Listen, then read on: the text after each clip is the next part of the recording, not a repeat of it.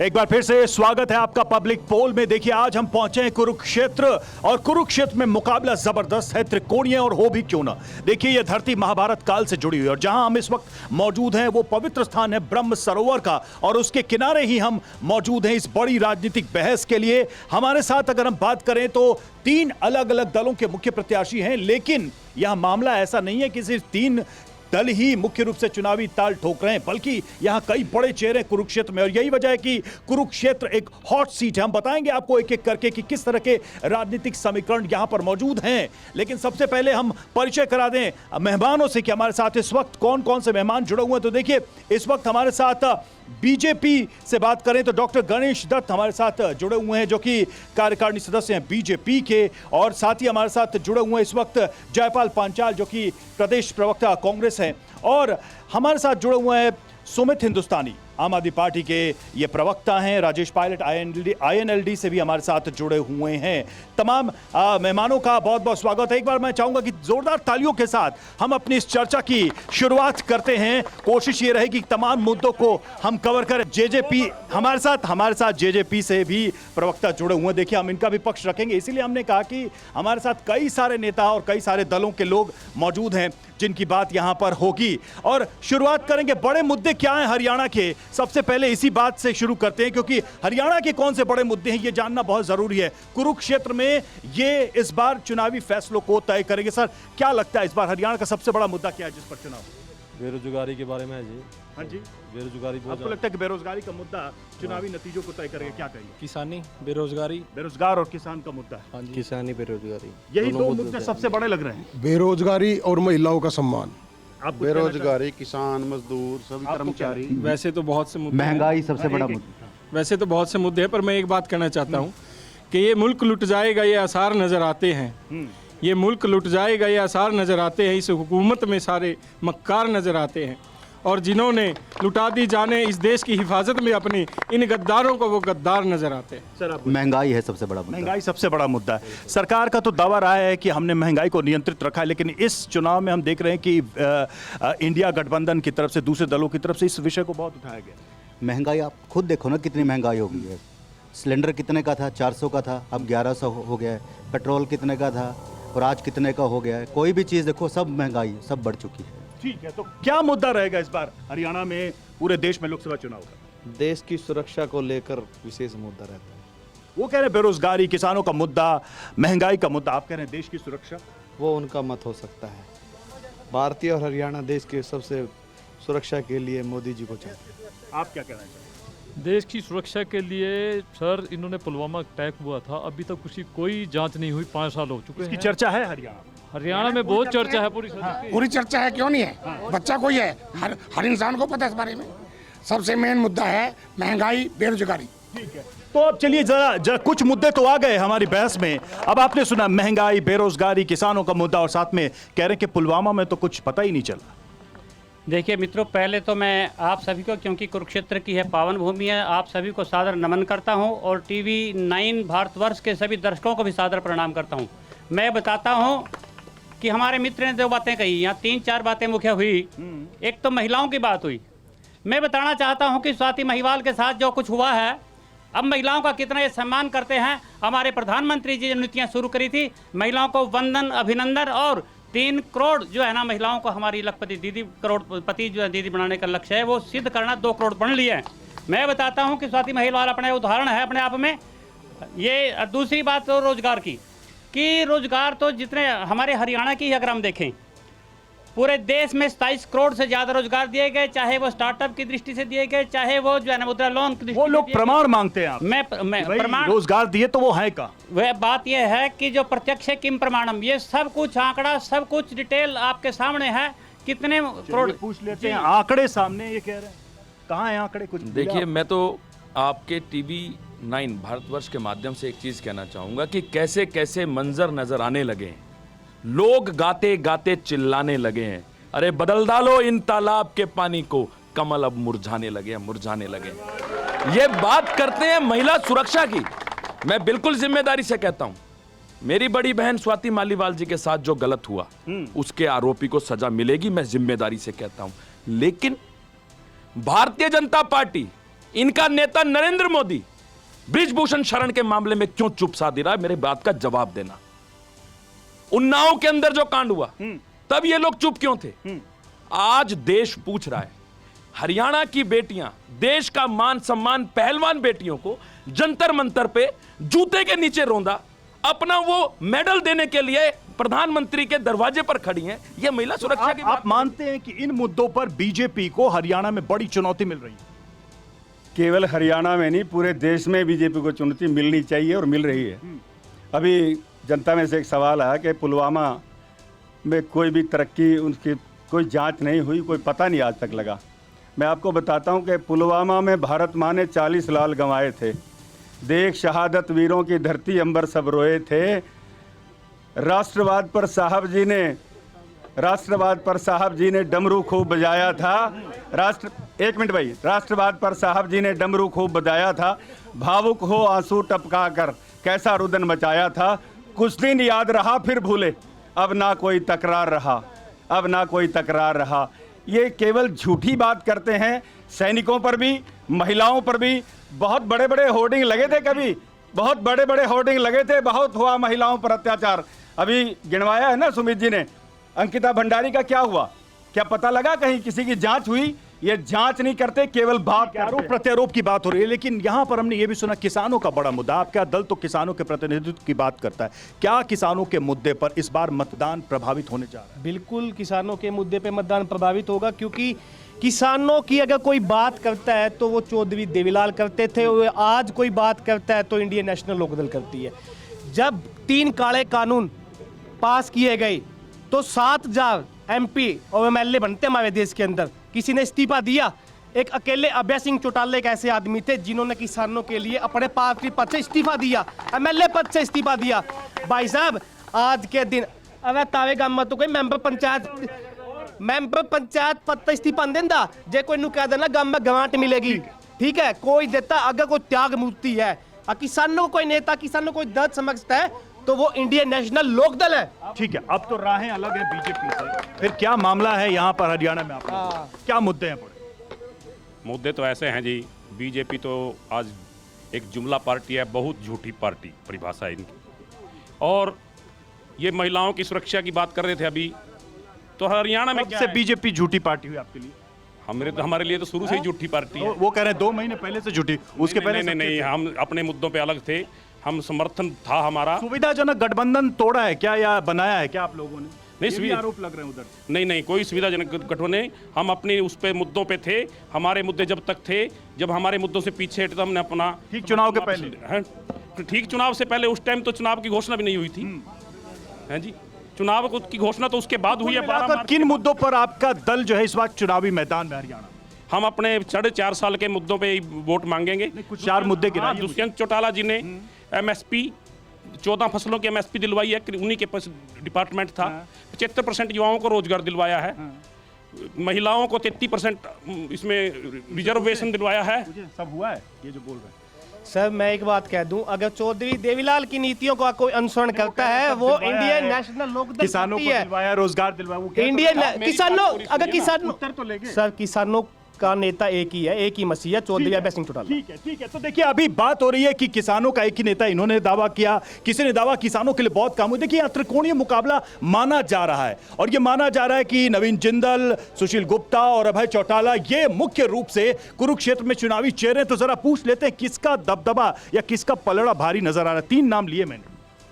अभय सिंह का है जी, यहाँ किसान नेता की उसमें इस्तीफा भी दिया, सारा काम उसने कराया जो उस वास्ता आ गया। अभय सिंह चौटाला जी यहाँ से क्यों उन्होंने किसानों के पक्ष में यहाँ पे इस्तीफा दिया? 750 एक मिनट मेरी बात पहले पूरी होने देना। 750 किसान हमारे बॉर्डर पे शहीद हो गए, ठीक है। इन्होंने मोदी बोर्ड ने वहाँ पे जाके देखा, 750 किसान हमारे शहीद हुए। हम 1.25 साल वहाँ बैठ के आए, पानी की बुछार इन्होंने हमारी यहाँ पीपड़ी हमने लटकाई। आंदोलन का असर अभी भी लग रहा है यहाँ पर कुरुक्षेत्र। देखिए किसान आंदोलन का असर कभी खत्म नहीं होगा। ये देश किसानों का देश है, ये देश किसानों का देश है, हरियाणा प्रदेश किसानों का प्रदेश है। और जिस बात को लेकर के आपने बात की थी, मैं ये कहना चाहता हूँ कि इस देश में अगर किसान बचेगा तो ये देश बचेगा। किसान का बेटा ही बॉर्डर पे खड़ा होता है जवान के रूप में। आप जय जवान और जय किसान की जब बात करते हो तो देश का मान बढ़ता है। और आप जवानों को जब मरवा देते हो। उत्तर ले लेते हैं। किसानों की बहुत सारी बातें हो रही हैं। किसान आंदोलन के बाद भी देश में बहुत सारे चुनाव हुए, लेकिन उसके नतीजे क्या रहे और क्या हरियाणा में भी इस बार नतीजों में कोई फर्क? किसान आंदोलन के बाद पंजाब में किसानों ने इलेक्शन लड़ा था, तो 117 सीटें थी वहाँ पर। जो मुख्यमंत्री का दावेदार था उसकी जमानत बची थी, बाकी सबकी जमानत 116 की जब्त हो गई थी वहाँ पर। बाकी मैं एक महिलाओं के बारे में बताना चाहता हूँ। अभी सुमित भाई जी ने बताया कि फलानी जगह हुआ, फलानी जगह हुआ, परंतु जो ये मैंने उन लोगों से एक सवाल किया था, किसान नहीं, मैं कह रहा कि कैंडिडेट को लेके कुरुक्षेत्र में जो 3 कैंडिडेट है, उसमें कौन आपको लग रहा है भारी है? जिंदल भारी है सर से। जिंदल का मुकाबला कहाँ है? क्यों? जिंदल के है, समाज सेवी है, राष्ट्र प्रेमी है, देशभक्त है। सर किसका पलड़ा भारी है? कांग्रेस गठबंधन का पलड़ा भारी है इसके बाद। वो कह रहे हैं जिंदल साहब का। जिंदल साहब इंडिया गठबंधन। मैम आप कुछ कहना चाहेंगे, आपको क्या लगता है? सबका साथ, सबका विकास और सबका विश्वास, सिर्फ और सिर्फ नरेंद्र मोदी जी जो सबका साथ और सबका विकास कर सकते हैं। नरेंद्र मोदी की नीतियों पर आपको भरोसा है? बिल्कुल बिल्कुल पूरा भरोसा है। कोई एक वजह मोदी जी की। बताइए मुझे। महिलाओं के लिए 33% आरक्षण, महिलाओं के लिए 33% आरक्षण दिया गया और लखपति दीदी जैसी योजनाएं चलाई गई, सुकन्या योजनाओं का लाभ महिलाओं तक पहुंचा, ये भी क्या? सभी के पास पहुंचा। नरेंद्र मोदी जी की नीतियों पे पूरा देश भरोसा करता है और किसानों को सबसे ज्यादा रेट इन पूरे 10 साल में आज तक कभी नहीं मिला जितना इन 10 सालों में मिला। लेकिन हाँ मेरे एक मिनट सर, हमारे सर एक बात बताओ, यूपी के अंदर 6 सिख किसान मारे गए, उन्हीं टाइम को दोबारा टिकट दी उन्होंने। ये क्या मतलब था? साफ नहीं मिला, उन्हीं को बेल दी, उन्हीं को दोबारा टिकट दी। प्रधानमंत्री जी आके क्षेत्र में बताएंगे कि किसने चुकोला चोर कहा था नवीन जिंदल को, किसने कहा था, ये आगे पब्लिक को बताइए। सवाल लेते हैं। नवीन जिंदल जो कल तक विरोधी थे, आज आपके पार्टी से आज के टिकट में कुरुक्षेत्र में है, क्या हो गया? नवीन जिंदल का हृदय बदला या बीजेपी का हृदय बदला? वीर जी, मैं इस बात का जवाब देने से पहले अपने जो हमारे मित्र हैं, 1 मिनट भाइयों, 1 मिनट अब सुनिए भाई, 1 मिनट सुनिए प्लीज सुनिए। जवाब भी दूंगा इसका, पहले इनके भाइयों का जवाब दूंगा। वास्तव में शेरो शायरी बड़ी कर रहे थे, शायद इसमें कुछ प्रभावित करने का प्रयास कर रहे हो। अभी कोई मंत्र पढ़ दीजिए। मैं कहता हूँ कि दिन बदलता है, रात बदल जाती है, बात की बात में हर बात बदल जाती है। और अब पंजाब बदलने वाला है, दिल्ली बदलने वाली है, हर जगह भगवा खुशहाली होने वाली है। तो एक बात तो ये उनका जवाब नहीं दिया। अभी दूंगा। जिंदल साहब पे जवाब नहीं। अभी जिंदल साहब का यहाँ जवाब दूंगा। दीजिए। एक बात और मेरे मन में रहेगी। एक बात भाई, सुनने के लिए आए, सुनो भाई। सुन तो ले दे रहे जवाब। अरे जिंदल जी वाले पे जवाब दे रहे हैं। नवीन जिंदल पे जल्दी सरदार साहब की बात का जवाब दे दूं। भाइयों, यहाँ आप सिख की बात करो, आपको अफगानिस्तान भी याद होना चाहिए जब सिख भाइयों पर अत्याचार हो रहा था। एक बात, वहां से हमारे जो माननीय केंद्रीय मंत्री माननीय मोदी जी के नेतृत्व में अपने गुरु ग्रंथ साहब को मैं उनको नमन करता हूं। वहां उस लेकर के आए थे गुरुनाथ, अपना गुरु नानक कॉरिडोर जी, वो उन्होंने खोला। लेकिन ये सवाल का जवाब नहीं हुआ। एक जो है, एक मुद्दा बीजेपी हमेशा उठाती है, मैं चाहता हूं कि आप उसका उत्तर दे। कुरुक्षेत्र के जितने भी लोग हैं कि आम आदमी पार्टी लड़ते कांग्रेस से प्यार कैसे कर बैठे? देखिए, मैं आपको बताता हूं, करते थे इनकार, उन्हीं से प्यार कर बैठे, ऐसा कैसे हो? देखिए, जब रिश्ता मुकम्मल ना हो तो प्यार भी अधूरा रह जाता है। अगर लोकतंत्र पे कोई भी बात आएगी तो राजनीतिक दल बहुत तो यहाँ प्यार और पंजाब में तकरार नहीं। देखिए, मैं आपको कौन सी राजनीति है मुझे समझाइए। पंजाब में कोई तकरार नहीं है, लड़ तो रहे हैं आप।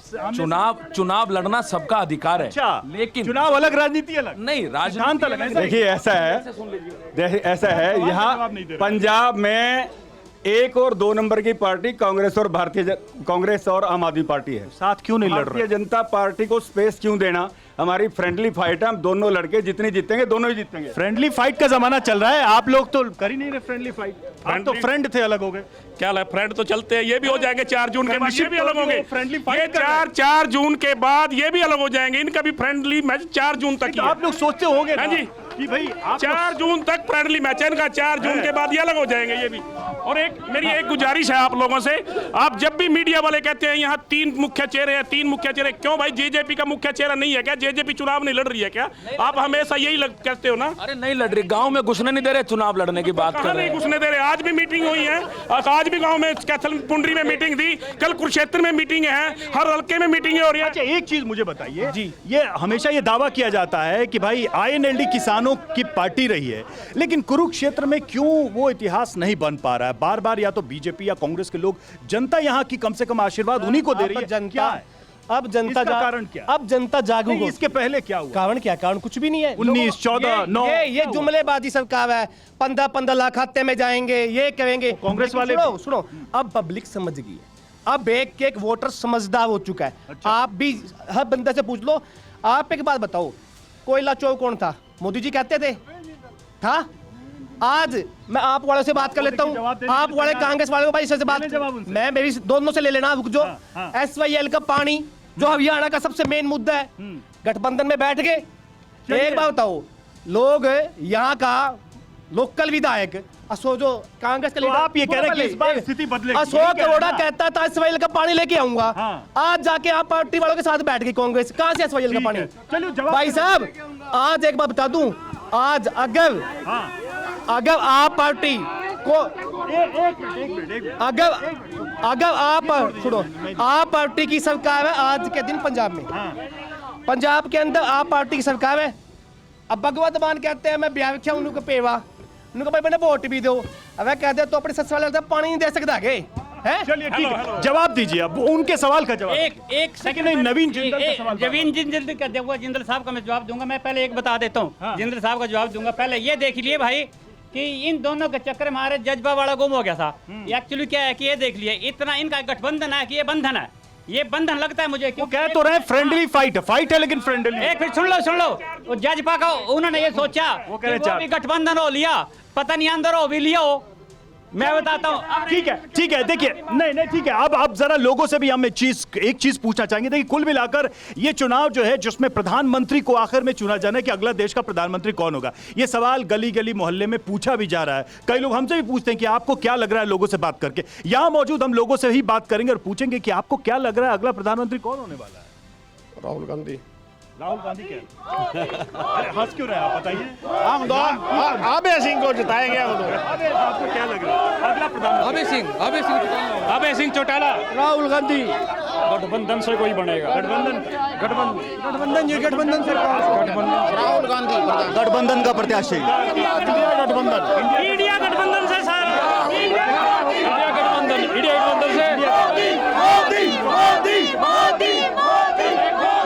विकसित भारत बनाने के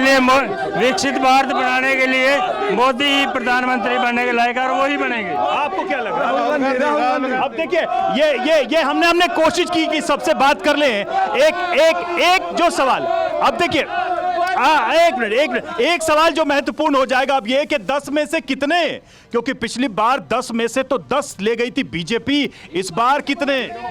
इस बार 400 पार और 10 में से 10।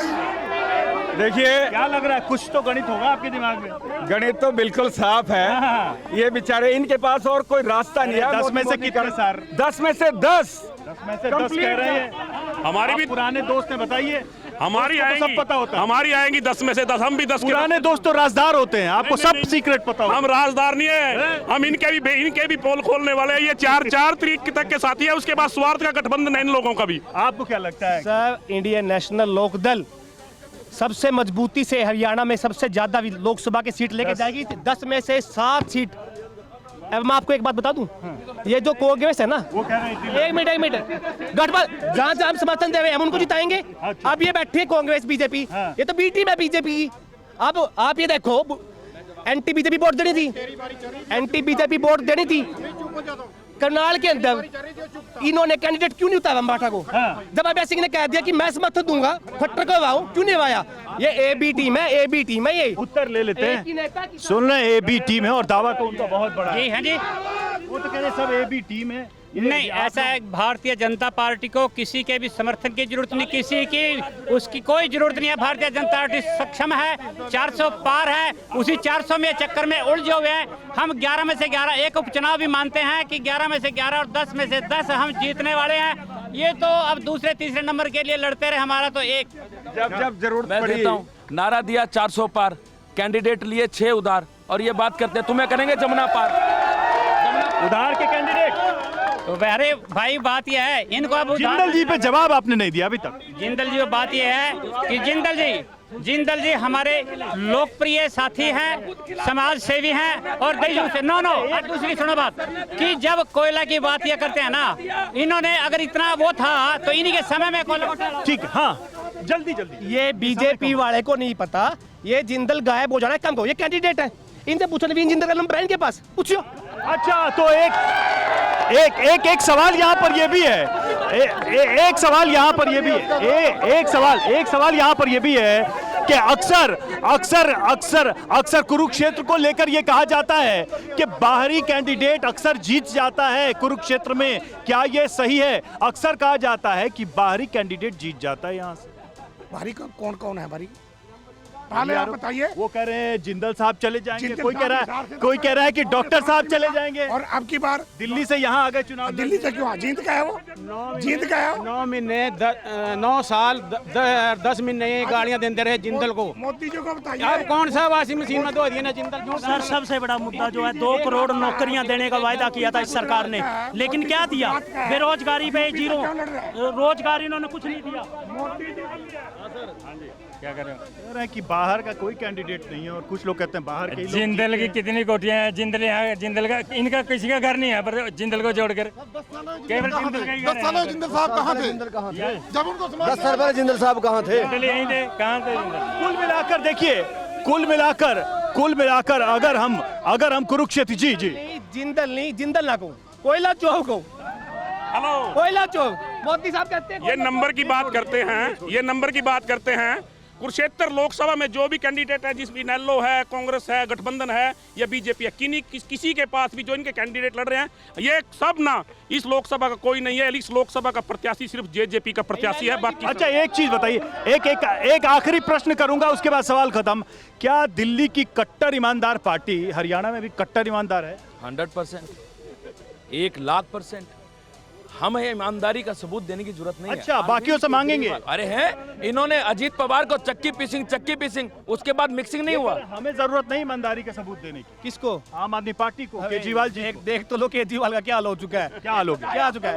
अबे यार, उसके ऊपर 4 सीट हो चुकी है, 4 सीट। मैं आपको बताऊं, मैं ये इनसे पूछो ना, SYL पूछो, ये पूछो SYL। सुनो, आज आप पार्टी कांग्रेस गठबंधन में है, मेन फैसला एक ही है, SYL हरियाणा का पानी जो 33 लाख लोगों की जमीन में आता है, उनसे पूछो उनका पानी कौन दिलाएगा?